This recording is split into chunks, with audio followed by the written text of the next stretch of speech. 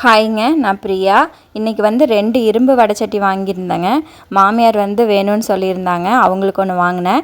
பார்க்குறதுக்கு எனக்கும் பிடிச்சிருந்தது. அதனால் எனக்கு ஒன்று சேர்த்து வாங்கிட்டேங்க. இதை எப்படி சீசனிங் பண்ணணும் அப்படின்னா, பழைய மாவு இருக்கு இல்லைங்களா, நல்லா புளிச்ச மாவோ தயிரோ மோரோ எதாக இருந்தாலும் சரிங்க.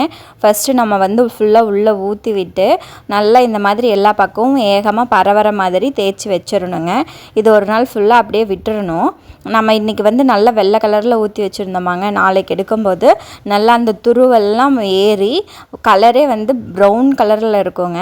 ஃபஸ்ட்டு வந்து அந்த தண்ணியை கீழே ஊற்றிட்டு அந்த மாவை வந்து ஃபுல்லாக எல்லா பக்கம் தேய்ச்சி சும்மா ரஃப்பாக ஃபஸ்ட்டு கையில் கழுவிக்கோங்க. ஏன்னா காஞ்சு போயிருக்கும்.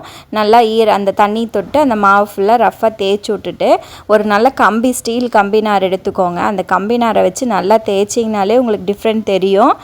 நல்லா வெள்ளையாகுது பார்த்திங்களா, அந்த கருப்பு அது மேலே போட்டிருந்த க்ரீஸு எல்லாமே போய் சட்டி வந்து வெள்ளையாகி வரும். இந்த மாதிரி ஒரு 2 தடவை தேய்ச்சி கொஞ்சம் கை வலிக்கும் தான், ஆனாலும் சிரமம் பார்க்காம நல்லா தேய்ச்சிட்டோன்னா அந்த கலர் ஃபுல்லாக வந்துருங்க.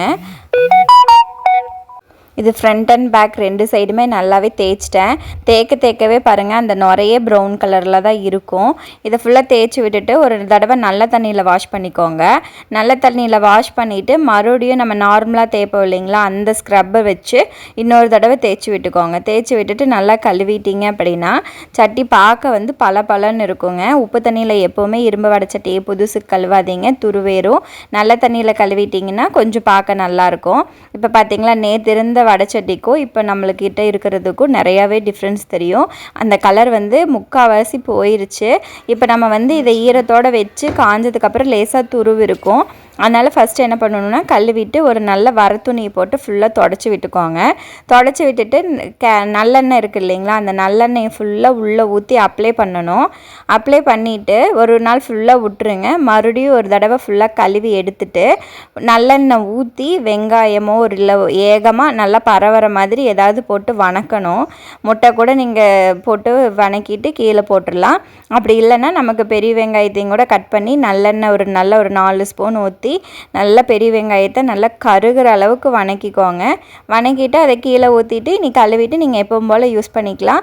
யூஸ் பண்ணி முடிச்சுட்டு நீங்கள் பாத்திரத்தை கழுவினீங்கன்னா கொஞ்சம் நாளைக்கு நீங்கள் வந்து ஆயில் அப்ளை பண்ணி தான் வைக்கணும், இல்லைன்னா துரு பிடிக்குங்க.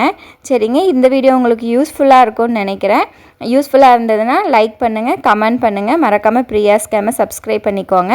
இன்ஸ்டாகிராமில் பார்க்குறவங்க ஃபாலோ பண்ணிக்கோங்க, பிரியா பிரகாஷ்னு வரும். சரிங்க, இந்த வீடியோ உங்களுக்கு பிடிச்சிருக்குன்னு நினைக்கிறேங்க.